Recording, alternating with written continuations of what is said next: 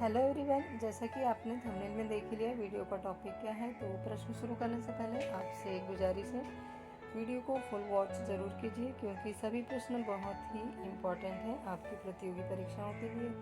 KBC में भी इस प्रकार प्रश्न पूछे ही जाते हैं। मैं हूँ सुषमा। शुरू करते हैं। पहला प्रश्न, एक हिंदी मुहावरे के अनुसार अपना उल्लू सीधा करने का अर्थ क्या है? आंसर होगा ए, स्वार्थ सिद्ध करना। अगला प्रश्न, गणपति के मोदक बनाने के लिए निम्न में से कौन सी एक सामग्री नहीं चाहिए? आंसर होगा डी, बेसन का आटा। अगला प्रश्न देखते हैं। पंडित जसराज का निधन 17 अगस्त 2020 को अमेरिका में हो गया, वे क्या थे? आंसर सभी को पता ही होगा, ए, शास्त्रीय गायक। पंडित जसराज शास्त्रीय गायक थे। भारत तथा दुनिया भर के जाने माने शास्त्रीय गायकों में से वे एक थे। उनका जन्म 28 जनवरी 1930 को हरियाणा के हिसार मेवाती परिवार में हुआ था। 80 साल तक उन्होंने संगीत की दुनिया को जिया। एक इम्पॉर्टेंट बात आपको ज़रूर बताना चाहूँगी जो आपके एग्ज़ाम के लिए बहुत ही इम्पॉर्टेंट है। सितंबर 2019 में एक ग्रह का नाम उनके नाम पर रखा गया था। 13 साल पहले इस ग्रह की खोज की गई थी जो पंडित जसराज के नाम पर रखा गया। ग्रह का नाम रखा गया पंडित जसराज प्लैनेट। ग्रह की खोज नासा व इंटरनेशनल एस्ट्रोनॉमिकल यूनियन के वैज्ञानिकों द्वारा की गई थी और इस ग्रह का नंबर दिया था वह जो पंडित जसराज जी की जन्मतिथि के बिल्कुल उल्टा था। अगला प्रश्न देखते हैं।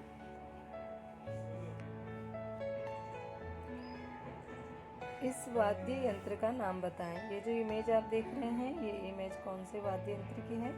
आपको कमेंट्स बॉक्स में इसका आंसर देना है। लास्ट वीडियो के प्रश्न का आंसर था तितली। हमारे कुछ व्यूवर्स हैं, उन्होंने आंसर दिया था। Thank you so much Kishan Wadekar ji, thank you new for art ji, thank you so much Gitika ji, आपने भी प्रयास किया। गीतिका जी, आपके भजन बहुत ही अच्छे होते हैं, मैं उन्हें बराबर देखती हूँ, हमेशा देखती हूँ। थैंक यू सो मच आरजू जी, आपने भी आंसर सही दिया। अगला प्रश्न देखते हैं। कौन सा पड़ोसी देश 15 अगस्त को राष्ट्रीय शोक मनाता है?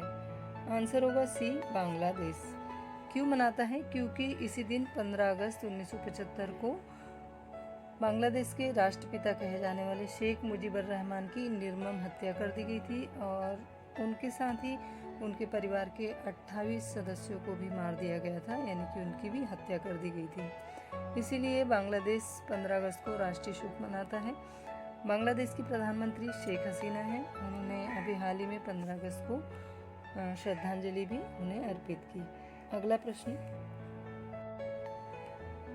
सीबीआई की उत्पत्ति भारत सरकार द्वारा कौन से सन में हुई थी? आंसर होगा बी, 1941 में। सीबीआई की उत्पत्ति भारत सरकार द्वारा 1941 में की गई थी। सीबीआई भारत सरकार की प्रमुख जांच एजेंसी है। यह आपराधिक और राष्ट्रीय सुरक्षा से जुड़े हुए भिन्न भिन्न प्रकार के मामलों की जांच करने के लिए लगाई जाती है। सीबीआई का फुल फॉर्म है सेंट्रल ब्यूरो ऑफ इन्वेस्टिगेशन, इसे हिंदी में कहेंगे केंद्रीय अन्वेषण ब्यूरो।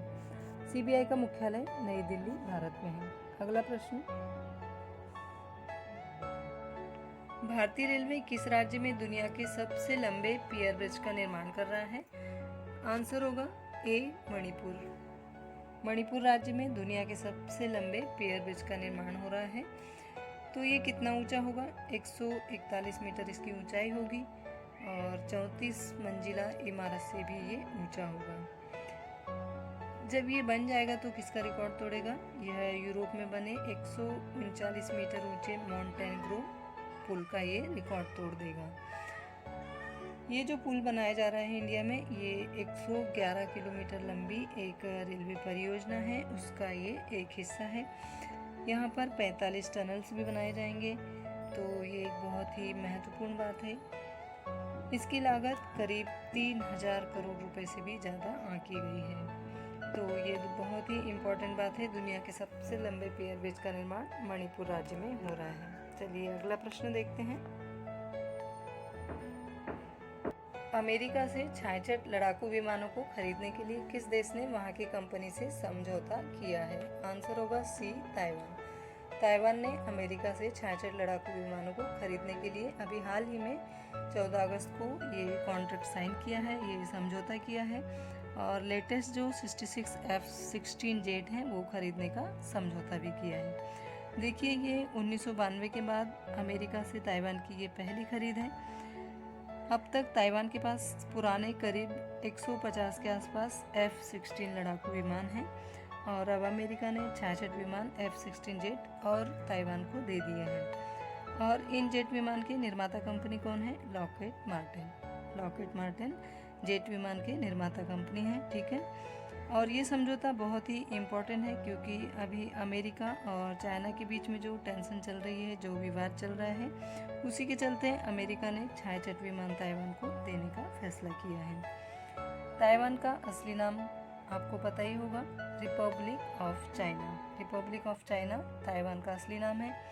यहाँ के प्रेसिडेंट कौन है? साइन इन वेन। प्रेसिडेंट साइन इन वेन है। ताइवान की मुद्रा क्या है? New Taiwan dollar. अच्छा, चीन का असली नाम क्या है? चीन का असली नाम people's republic of China. People's republic of China, ये चीन का असली नाम है। आई होप इस वीडियो की जानकारी आपको ज़रूर अच्छी लगी होगी। एक लाइक ज़रूर कीजिए और ज़्यादा से ज़्यादा इस वीडियो को शेयर भी कीजिए। यदि आप चैनल पर नए हैं तो आप चैनल को सब्सक्राइब ज़रूर कर लीजिए। और thank you so much for watching. All the best KBC contestants. Thank you so much.